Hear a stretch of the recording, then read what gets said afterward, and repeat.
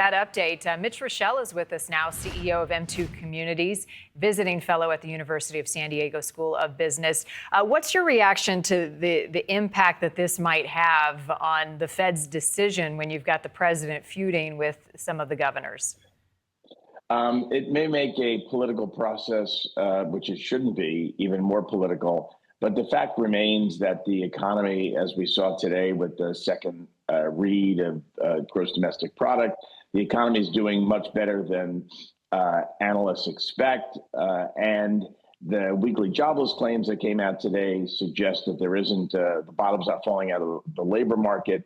These are the things, and the inflation number, which the Fed's preferred read, is coming in close to their target. I mean, the stars and the moon are aligning for the Fed to do what they probably should have done a while ago, which is cut interest rates. I think all of this noise between the White House and the Fed shouldn't interfere with that decision, but we know it probably could.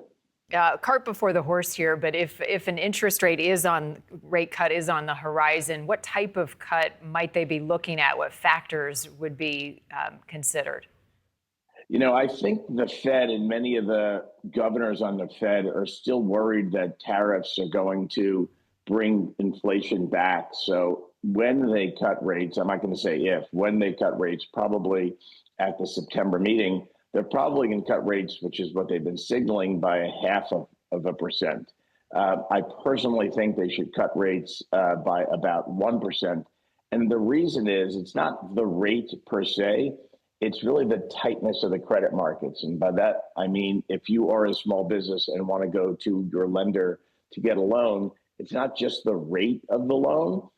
It's also the availability. And when you lower interest rates, you create an incentive for lenders to lend because it's more profitable for them.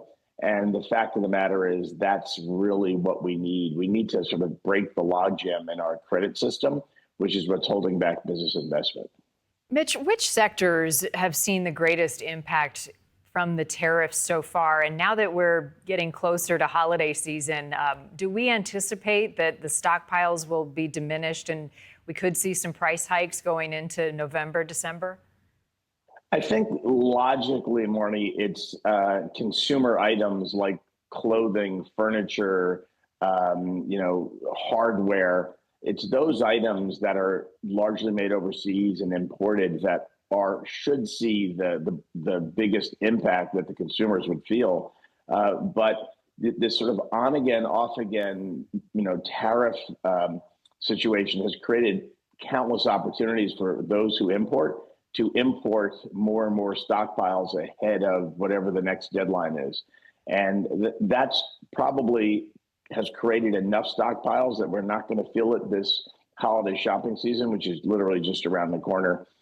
So I think it's really more of a 2026 issue if the tariffs remain when the consumers really begin to feel it. Interesting. Mitch, always a pleasure. Thank you.